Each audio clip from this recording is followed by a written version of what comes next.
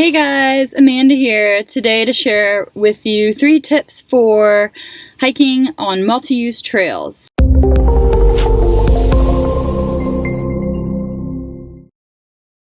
So when you're hiking on a multi-use trail, what I mean by this is basic trail etiquette.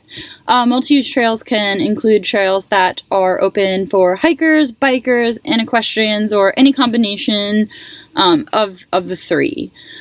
So it's a basic measure of hiking etiquette. First rule of thumb is that you should always yield to equestrians, being mindful that horses are animals that can be prone to spooking due to their prey nature. They also have minds of their own, and so erratic or unexpected movement around a horse can ultimately result in them reacting and potentially throwing off and possibly injuring their rider, which you really want to avoid. So therefore, it's always best to use extra caution in situations involving equestrians.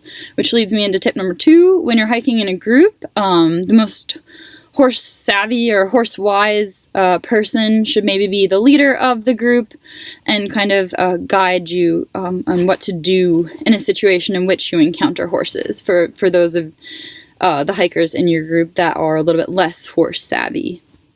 On that same note, bikers are also expected to yield to both equestrians and hikers, especially in fast-moving situations, such as biking downhill, for example.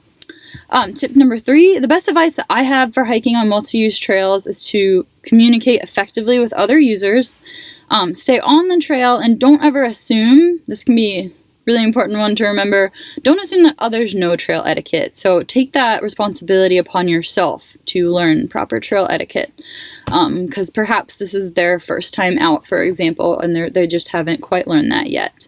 Hikers in general should try to kind of maintain a single file line, especially in a group, and avoid stopping abruptly or moving off the trail abruptly without first looking behind you to see if there's any traffic coming up from behind that you could potentially result in a collision by stopping unexpectedly.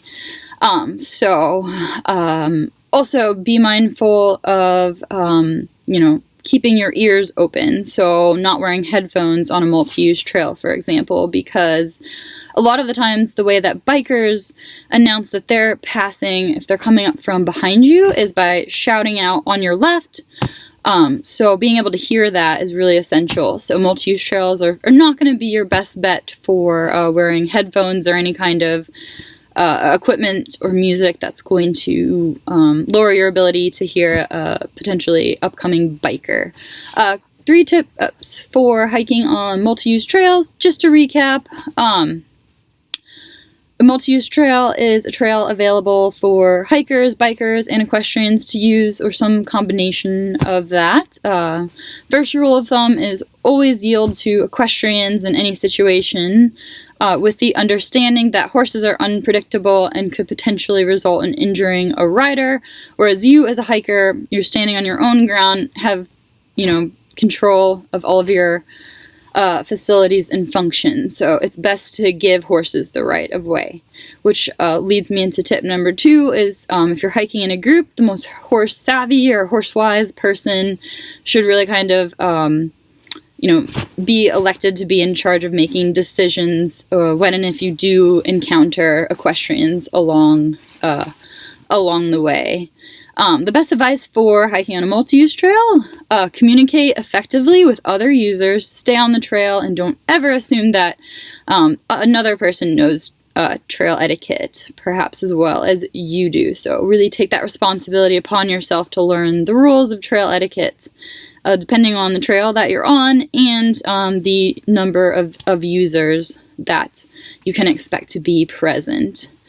Hikers in general, try to stay single file, avoid going off the trail, also avoid stopping or moving off the trail abruptly without first looking behind you to ensure that there's no upcoming traffic.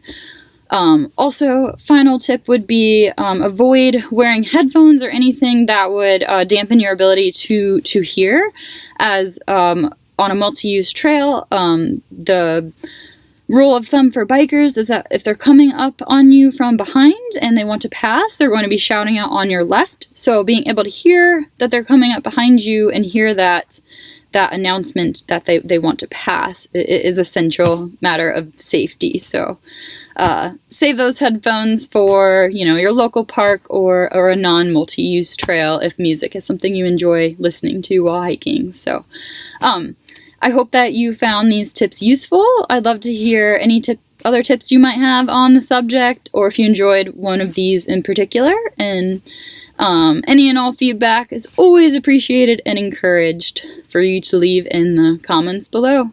Thanks so much for watching. Have a great week. Hey guys, I hope you enjoyed this video. If you like connecting with other outdoor enthusiasts, you should definitely consider checking out Summit. Summit is a social network that brings together adventure junkies from all around the world to exchange stories, share advice, and inspire each other. You might even make some new friends too. It's kind of like Facebook for outdoorsy people, but with better privacy, no ads, no spam, and tons of extras. You can join Summit by going to summit.theadventurejunkies.com or by clicking the link in the description below.